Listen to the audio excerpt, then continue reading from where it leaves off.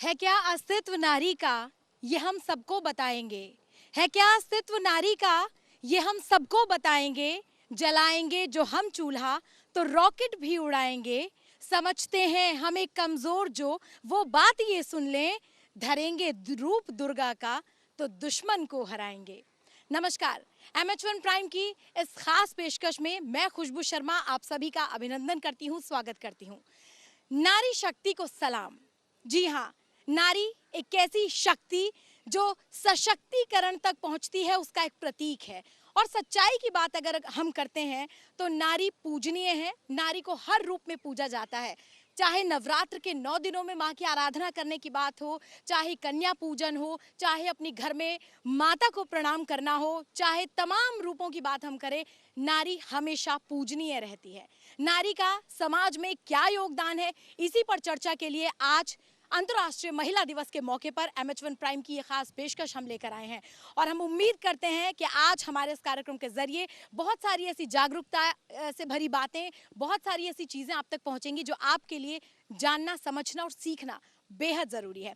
तो चलिए आज के इस प्रोग्राम की शुरुआत करते हैं और सबसे पहले आपसे मिलवाते हैं हमारे साथ आज इस पैनल में जो गेस्ट यहाँ पर मौजूद हैं, जो अपने आप में बेहद खास हैं और जिनकी उपस्थिति आज हमारे इस कार्यक्रम को बेहद खास बना रही है। सबसे पहले हम स्वागत करते हैं, हमारे साथ नीलकांत बख्शी जी मौजूद हैं। सामाजिक कार्यकर्ता हैं, समाज के लिए बेहद खूबसूरत काम किए हैं। बहुत चर्चा के माध्यम से हम सर के व्यक्तित्व को और ज्यादा जानेंगे, लेकिन बढ़ते हैं आगे। हमारे साथ रेणु भाटिया जी हैं, पूर्व सदस्य महिला आयोग हरियाणा से। उनका बहुत बहुत अभिनंदन करते हैं।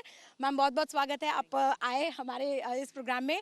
आगे बढ़ते हैं, महिला सशक्तिकरण की जब हम बात करते हैं तो हमारा ये मंच सजा है, खूबसूरत महिलाएं यहाँ पर मौजूद हैं। और हमारे साथ शिखा गर्ग जी हैं, सामाजिक कार्यकर्ता हैं, महिलाओं के लिए और समाज के प्रत्येक वर्ग के लिए जी तोड़ काम करती हैं। हम उनका बहुत बहुत स्वागत करते हैं। और इसी बीच जब हम नारी की बात करें, सम्मान की बात करें, शक्ति की बात करें, तो हमारे साथ कवयित्री भी मौजूद हैं। शशि पांडे जी बेहतरीन कवयित्री हैं, महिला सशक्तिकरण की बात भी करती है और समाज के हर मुद्दे को अपनी कविता के माध्यम से समाज तक पहुंचाती है। आप सभी का बहुत बहुत स्वागत है सर हमारे इस प्रोग्राम में। मैम, सबसे पहले हम बात करते हैं सर से, क्योंकि हालांकि ये प्रोग्राम महिला सशक्तिकरण का है, लेकिन कहते हैं कि गोपियों के बीच में कृष्ण का होना बेहद जरूरी है, तभी सार्थक होते ही पूजा भी। सर, आपसे शुरुआत करेंगे क्योंकि हम महिलाओं की बात कर रहे हैं। क्या नजरिया है भागीदारी की, अगर हम बात करें तो महिलाओं की आज के समाज में कितनी चुनौतीपूर्ण है उनकी भागीदारी? नारी है तो हम हैं। क्या बात है, वाह। जो हिंदुस्तान की नारी है मैम, इसको सलाम है। ये हर रूप में, गृहिणी से लेके और वीरांगनों की कहानियों तक, क्या इनकी आवाज़ें आज तक कान में लोगों के गूंजती हैं। और वेस्ट जो इतनी आज बात करता है, 1918 तक तो वहाँ वोटिंग राइट्स नहीं थे जी। ये वेस्ट कंट्रीज कैसे कुछ बोल सकती हैं? और भारत की नारी ने, चाहे वो खाना बनाने से लेके घर में पूजा करने तक, हमारे जो कल्चर को बांध के रखा है जी। इसका कोई तोड़ नहीं है। इस लॉकडाउन में नारी के कारण भारत देश इस बीमारी से भी अच्छे से लड़ पाया है, क्योंकि उसने घर को संजो के रखा है, सबको बांध के रखा है। वो अपने अच्छे अच्छे व्यंग खाने से अपने हाँ, शेफ भी हैं। और बच्चों की जो पूजा का कल्चर रहा हमारे यहाँ, चाहे वो किसी भी धर्म की पूजा हो, वो समय बिताने के लिए, संयम के लिए, शक्ति के लिए, इससे बड़ा नारी का योगदान नहीं हो सकता। हम इस बीमारी को अगर हरा पा रहे हैं तो इसका कारण ना सिर्फ सरकार की मजबूत परिस्थितियों को पैदा करना है, बल्कि नारी का योगदान हम नहीं भुला सकते। क्या बात है सर, बहुत बहुत शुक्रिया इतनी खूबसूरत बातें करने के लिए। और देखिए, किसी पुरुष के मुंह से मैम जब हम बात सुनते हैं तो कैसा महसूस होता है? आप भागीदारी को कैसे देखते हैं, क्योंकि आप महिला आयोग में रही हैं, आपने तमाम परिस्थितियों को देखा है, आप कैसे देखती हैं महिलाओं की भागीदारी को? देखिए, सबसे पहले मैं आपके प्रोग्राम में शुक्रिया अदा करूंगी बख्शी जी का, जिन्होंने महिलाओं के एप्रिसिएशन से बात शुरू की, क्योंकि बहुत कम जो है पुरुष एडमिट करते हैं या विमेन की जो है कामयाबी को या उसकी बेहतरी को एडमायर करते हैं। तो जब हम महिला सशक्तिकरण की बात करते हैं, मुझे लगता है मेरे या आपसे भी 10-15 वर्ष पूर्व ये शब्द था। आज हम लोग क्रॉस कर चुके हैं वो सशक्तिकरण को, और आज हम उस परिस्थिति में हैं, उस स्थिति में आ गए हैं, परिस्थितियों को पार करके, जहाँ एक महिला हर काम कर सकती है।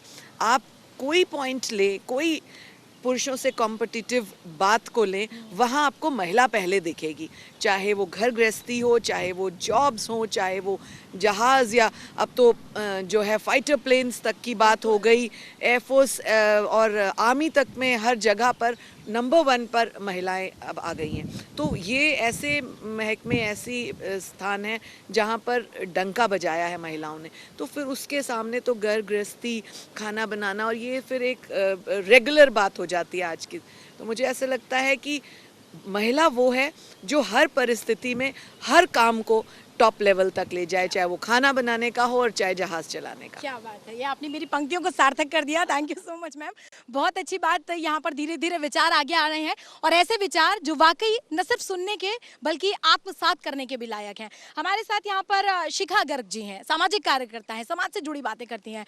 आप खुद एक महिला हैं, सामाजिक कार्यकर्ता के लिहाज से आपको सब जगह आना जाना पड़ता होगा, पुरुषों से भी, तमाम तरह के लोगों से आप मिलती हैं। अपनी भागीदारी को कैसे देखती हैं, अपने सम्मान को किस तरह से कायम रख पाती हैं? सबसे पहले तो मैं MH1 को धन्यवाद कहूँगी कि आज इतने अच्छे सुनहरे मौके पे जो हमारा एक दिन आता है कि कहने के लिए एक इंटरनेशनल वुमेंस डे, उसके लिए हम लोग इसमें भागीदारी करने के लिए, अपनी महिलाओं की तरफ से विचार करने के लिए हम लोग इकट्ठे हुए हैं। नारी तू नारायणी, कहते हैं यत्त नारेस्तु पूजन्ते रमत्ते तंत्र देवता। तो आप देखेंगे कि हमारी हर जगह स्टार्टिंग जहाँ हमारे युग पुरुष हैं, सिया राम, राधा कृष्ण, नाम ही पहले नारी का लिया जाता है, उसके बाद पुरुष का नाम लिया जाता है, क्योंकि बिना नारी के सब कुछ अधूरा है, संसार अधूरा है, कुछ भी नहीं है। तो हमारे आज सशक्तिकरण की बात जैसे मेरी बहन ने कही, हमारे उन्होंने भाई ने कही, देखते हैं कि हर जगह बहुत कंफर्टेबल होता जा रहा है। मल्टीटास्किंग है, आज की नारी मल्टीटास्किंग है। उसको बाहर अगर वो जाती है, आज मैं यहाँ आई हूँ, घर की भी देखनी है, उसको भी मैनेज करना है, बाहर का भी मैनेज करना है, घर पे क्या चल रहा है उसको भी करना है, खाना भी है, हर चीज़ को जा कर के क्या करना है, तो मल्टीटास्क उसके माइंड में चलते रहते हैं। Strategy planner, best strategy planner वो है आज के टाइम में।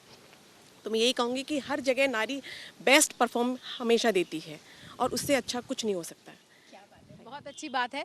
और अब हम आगे बढ़ रहे हैं तो महसूस होता है कि नारी सशक्तिकरण की बात हो, नारी के अस्तित्व की बात हो और अच्छी कविता ना हो तो ऐसा संभव नहीं। शशि जी हमारे बीच हैं, कवयित्री हैं, तो उनसे विचार जानते हैं। बहुत शुक्रिया खुशबू जी। और जैसा कि आपने कहा कि मैं कवयित्री हूँ, तो निश्चित रूप से मैं अपनी बात की शुरुआत ही कविताओं के माध्यम से करूँगी, रचना के माध्यम से करूँगी। रखती हूँ, सुनिएगा।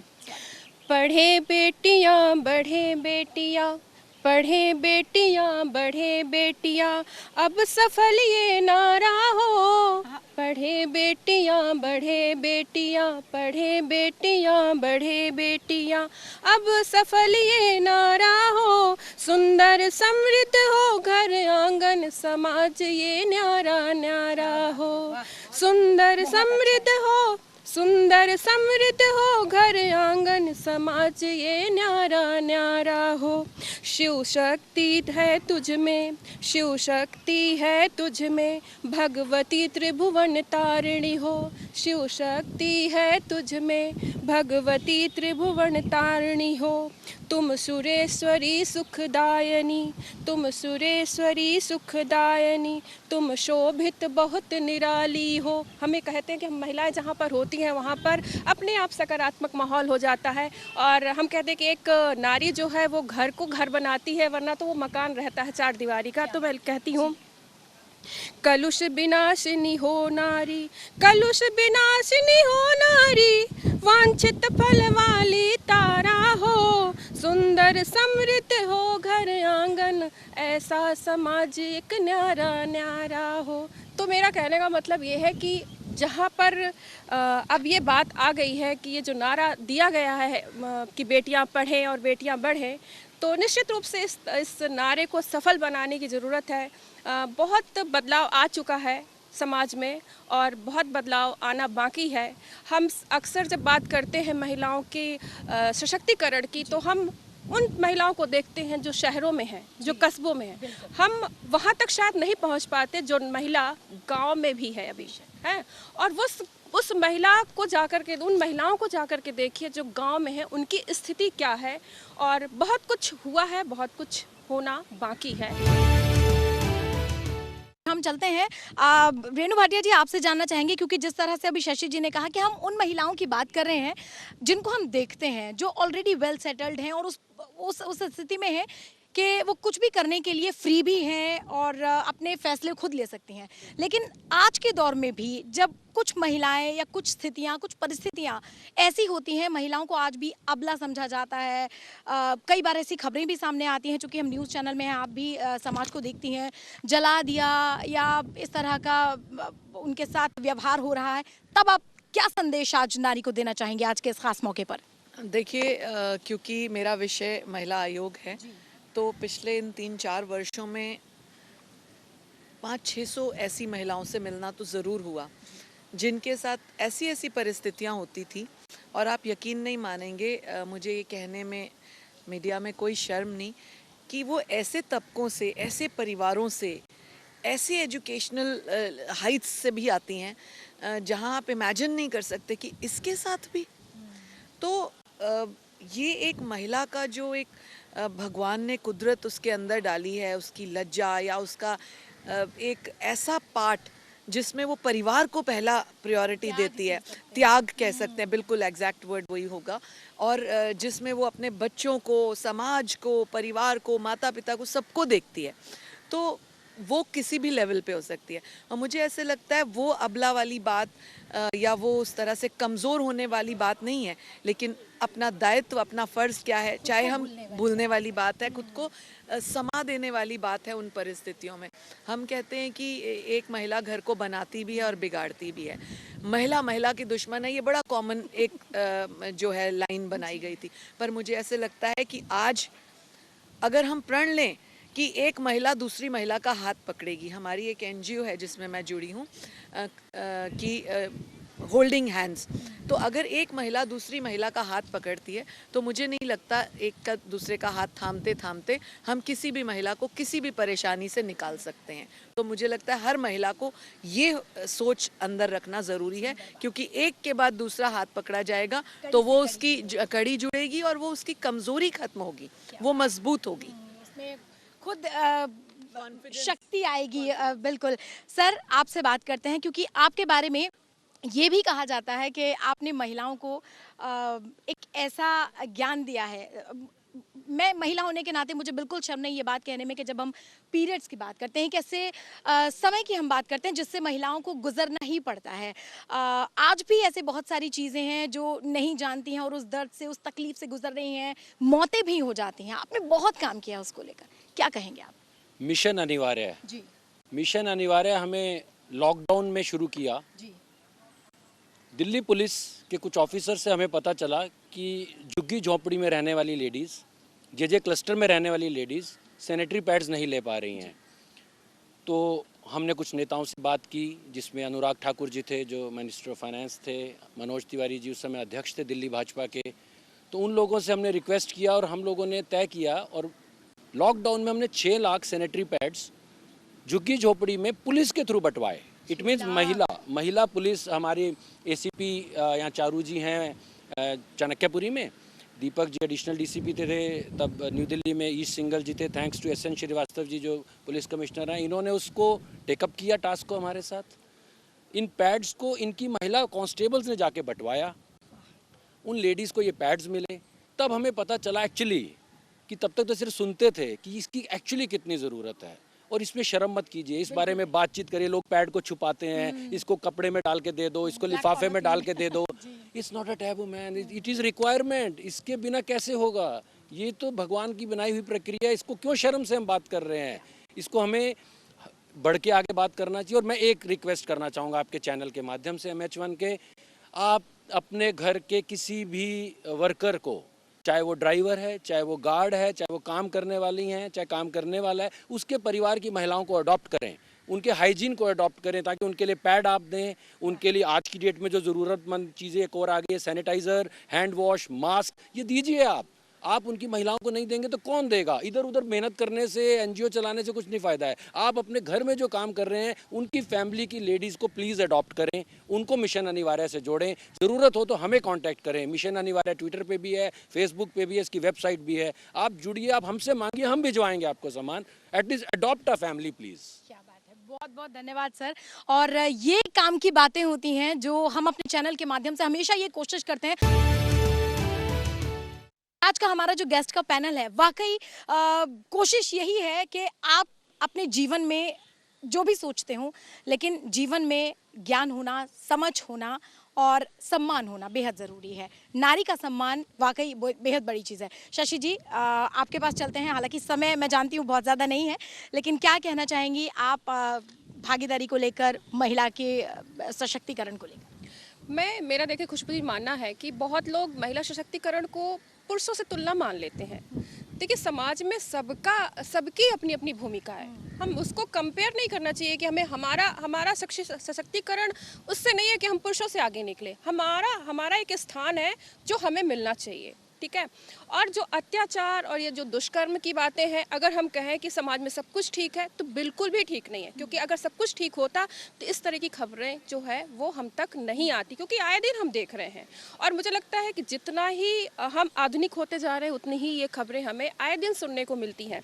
तो मेरा तो यही कहना है कि सशक्तिकरण का मतलब ये नहीं है कि हम पुरुषों से हमारी कोई तुलना है, और निश्चित रूप से हम आगे बढ़ रहे हैं, लेकिन बहुत ज़्यादा बदलाव की ज़रूरत है। हमें छोटी जगहों पे जो छोटी छोटी गांव हैं, उन शहरों में तो लोग अपने आप ही बढ़ रहे हैं, जो भी दायरा है, लेकिन ज़रूरत है जो हमारा, क्योंकि भारत गांव में बसता है हम कहते हैं, तो सच्ची तस्वीर वही देखने को मिलती है। तो आज भी महिलाओं की स्थिति वहाँ बस से बदतर है। यहाँ पर आप चैनल मीडिया है ना, बड़ी बड़ी बातें कंगली हो रहे हैं, सब सारी चीज़ें हो रही है। महिला दिवस में देखिए कितना कुछ हो जाएगा, लेकिन आपको हकीकत देखनी है तो गाँव में जाना पड़ेगा। शशि जी, हमारी बिल्कुल यही कोशिश है कि आप सबके माध्यम से, आप इसीलिए आज यहाँ इनवाइट किए गए हैं ताकि आपके माध्यम से सच्ची बात उन लोगों तक भी पहुंचे, गांव की महिलाओं तक पहुंचे जो नहीं बाहर निकल पाती हैं। एटलीस्ट टीवी के माध्यम से वो आप सबकी बातों को समझें। और मैम, चलते चलते क्या संदेश आप देना चाहेंगी, क्या कहना चाहेंगी आप? मैं यही संदेश देना चाहूँगी कि सबसे ज़रूरत जो है महिलाओं के लिए, उनके लिए आत्मनिर्भर बनने की।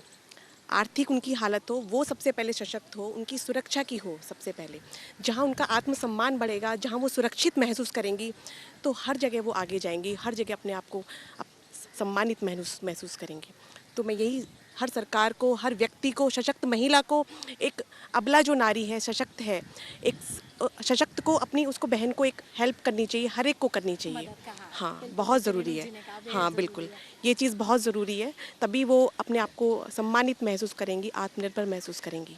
बहुत बहुत शुक्रिया, बहुत शुक्रिया रेणु जी, नीलकांत जी और शिखा जी और शशि पांडे जी, तमाम बड़े नाम जिनकी भागीदारी हमारे समाज में बेहद ज़्यादा है, आज के इस कार्यक्रम के माध्यम से हमसे जुड़े। और MH1 के ज़रिए, हमारे इस पैनल के ज़रिए हमारी कोशिश यही रही कि आज अंतर्राष्ट्रीय महिला दिवस के मौके पर हमारी महिलाएं वाकई जो सशक्तिकरण सुनती तो हैं, लेकिन शायद उनको ये एहसास नहीं कि आखिरकार सशक्तिकरण या समाज में भागीदारी के लिए उनके पास कितना स्कोप है। तो यही हमारा आज का कोशिश हमारी यही थी कि आपको इस प्रोग्राम से जोड़ें। और आज के इस दिवस के लिए तमाम महिलाओं को बहुत बहुत शुभकामनाएं, बहुत बहुत बधाई। और सबसे ज़्यादा बधाई हमारे साथ नीलकांत जी जुड़े हैं, उन्होंने स्वीकार किया महिलाओं के पैनल के बीच में शामिल होना। सभी का एक बार पुनः बहुत बहुत अभिनंदन करती हूँ, बहुत बहुत धन्यवाद। दीजिए इजाज़त, नमस्कार।